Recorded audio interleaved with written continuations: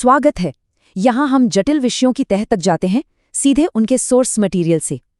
और आज हम एक ऐसे आइडिया को समझने जा रहे हैं जो सदियों से, मतलब पुराने ग्रंथों से लेकर आज के वीडियो गेम्स तक हमारे मन में एक डर पैदा करता आया है, ब्लड कर्स यानी रक्त श्राप। तो चलिए इस डरावनी विरासत को समझने की शुरुआत एक बहुत ही जानी पहचानी जगह से करते हैं, और वो है हॉरर एंटरटेनमेंट की दुनिया। ये लाइन एक आने वाले horror game haunted blood lines की है।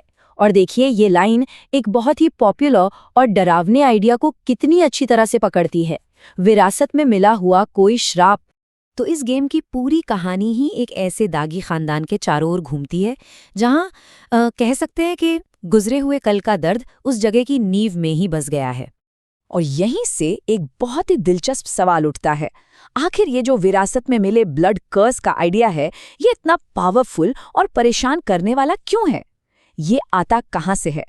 अच्छा, इसकी एक सबसे असरदार जड़ को खोजने के लिए हमें आज की फिक्शन की दुनिया से निकलकर एक बहुत पुराने, एक प्राचीन ग्रंथ की तरफ देखना होगा।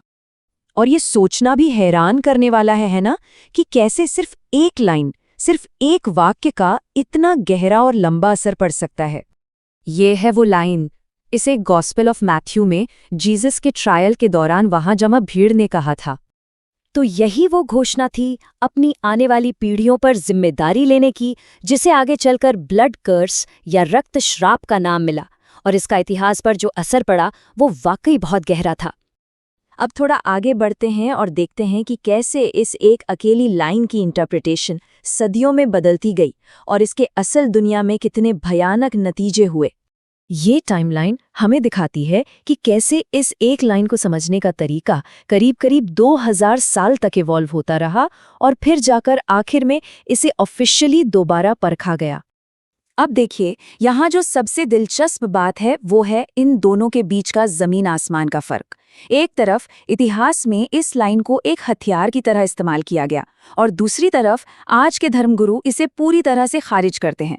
एंग्लिकन थियोलॉजियन रोवन विलियम्स तो इस इंटरप्रिटेशन की खतरनाक विरासत के बारे में बिल्कुल साफ-साफ कहते हैं, कोई लाग लपेट नहीं।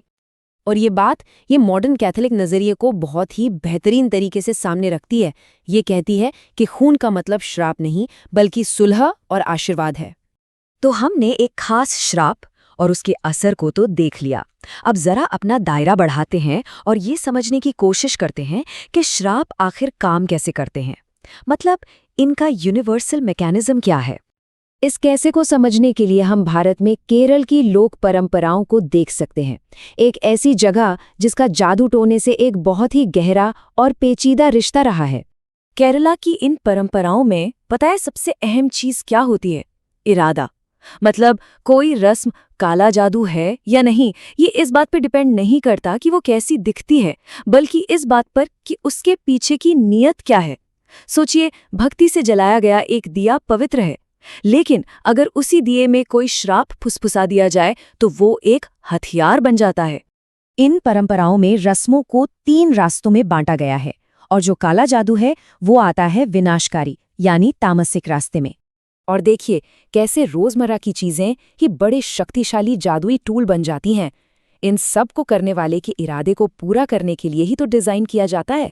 ये जो स्टेप बाय स्टेप एग्जाम्पल है, ये हमें बिल्कुल साफ दिखाता है कि कैसे एक मामूली सी चीज को एक खास रस्म के जरिए एक हथियार में बदल दिया जाता है। ये जो पितृदोष का कॉन्सेप्ट है ना, मतलब एक ऐसा श्राप जो कर्म से जुड़ा है, ये ठीक उसी दागी खानदान वाली थीम की याद दिलाता है जो हमने उस हॉरर गेम में देखी थी। तो चलिए अब आखिर में इन सारे धागों को एक साथ जोड़ते हैं, वो पुराना ग्रंथ, लोक कथाओं के विश्वास और आज का मॉडर्न हॉरर ड्रॉप। देखिए, पुराने डर, कुछ खास ऐतिहासिक व्याख्याएं और कर्म जैसे यूनिवर्सल आइडियाज, इन सबको आज रीसाइकल और रीपैकेज करके हमारे सामने एंटरटेनमेंट के तौर पर परोसा जा रहा है।